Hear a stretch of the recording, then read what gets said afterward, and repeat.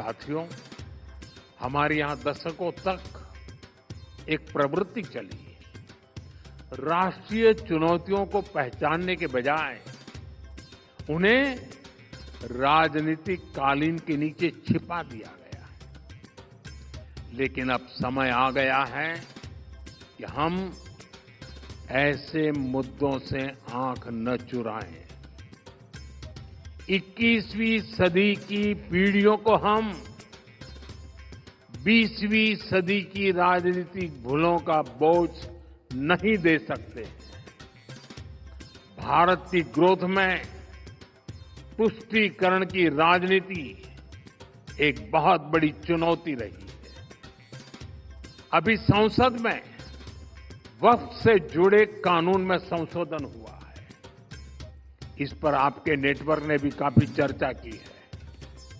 ये जो वक्फ से जुड़ी डिबेट है, इसके मूल में तुष्टीकरण की राजनीति है, पॉलिटिक्स ऑफ अपीजमेंट है।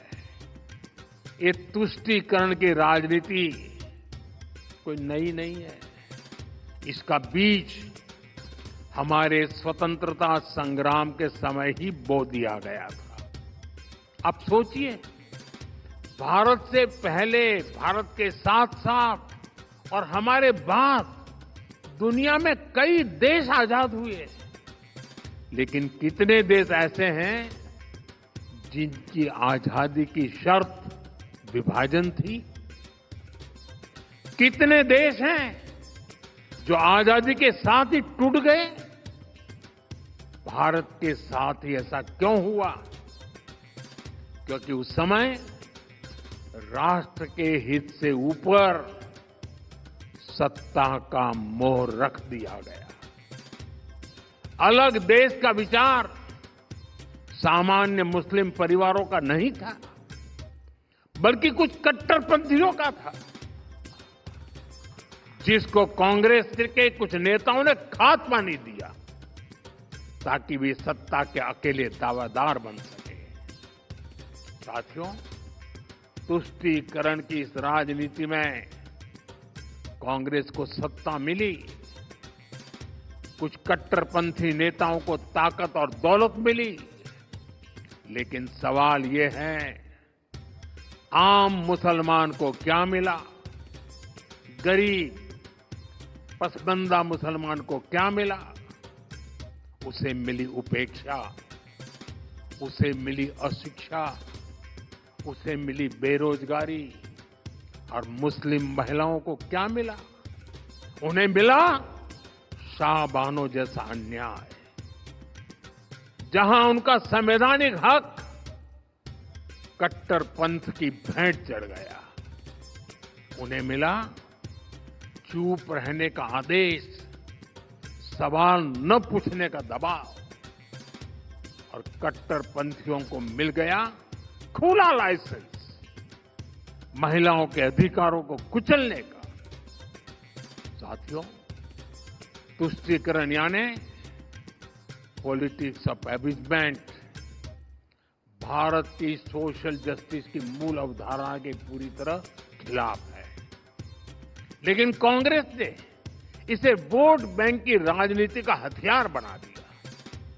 2013 में वक्फ कानून में किया गया संशोधन मुस्लिम कट्टरपंथियों और भू माफियाओं को खुश करने का प्रयास था। इस कानून को ऐसा रूप दिया गया कि उसने संविधान के ऊपर खड़ा होने का भ्रम पैदा किया। जिस संविधान ने न्याय के रास्ते खोले, उन्हीं रास्तों को वक्फ कानून ने संकुचित कर दिया गया। और इसके दुष्परिणाम क्या हुए? कट्टरपंथियों और भूमाफियाओं के हौसले बुलंद हुए।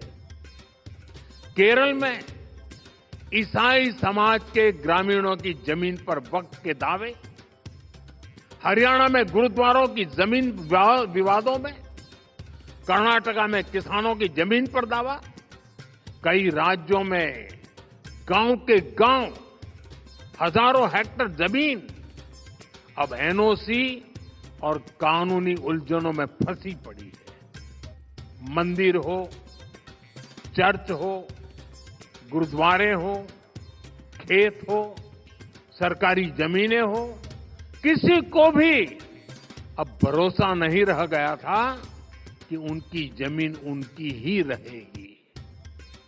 सिर्फ एक नोटिस आता था और लोग अपने ही घर और खेत के लिए कागज ढूंढते रह जाते थे। जो कानून न्याय के लिए था वो डर का कारण बन गया। ये कैसा कानून था? साथियों, मैं देश की संसद को सर्व समाज के हित में, मुस्लिम समाज के हित में एक शानदार कानून बनाने के लिए बधाई देता हूं।